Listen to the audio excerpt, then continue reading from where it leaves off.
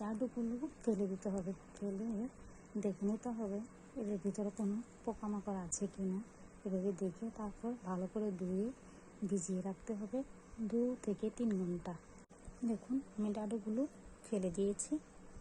আলাদা করে এমন করে সবগুলো বড়ো থেকে আমি ডাঁটুগুলো আলাদা করে নেব। সবগুলো বড়ো ডাঁটু ফেলে দেওয়া হলো। এখন আমি এগুলোকে ভালো করে ধুয়ে নেব।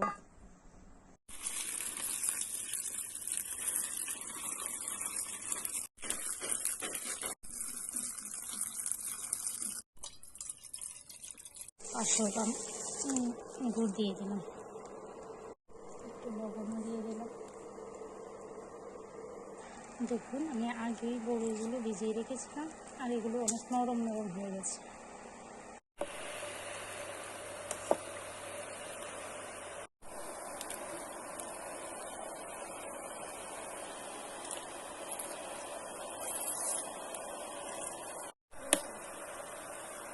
শুকনা মরিচ,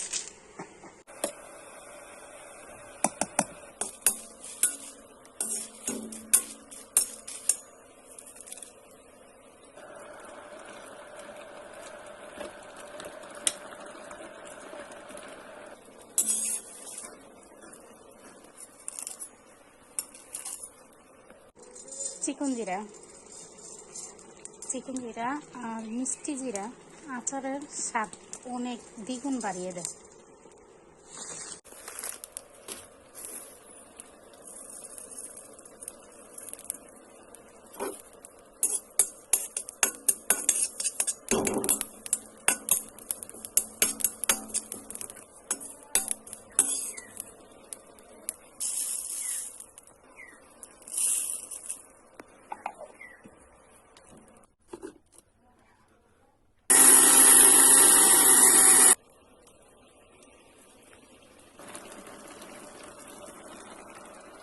চিনিও দিয়ে দেবো যাতে মিষ্টিটা ভালোভাবে হয়।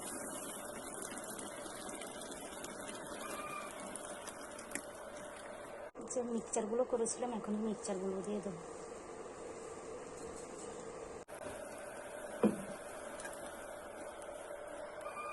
দেখুন আচার সম্পূর্ণ রেডি।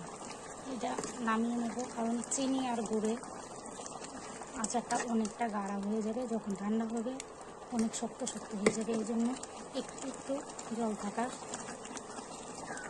থাকতে আমি এটাকে নামিয়ে নেব।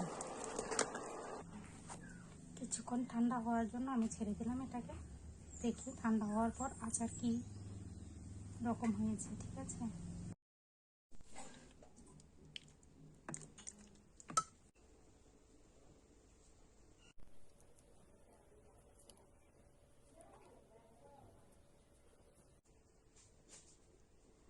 অনেক টেস্টি, খুব সুন্দর হয়েছে আচারের কালারটা।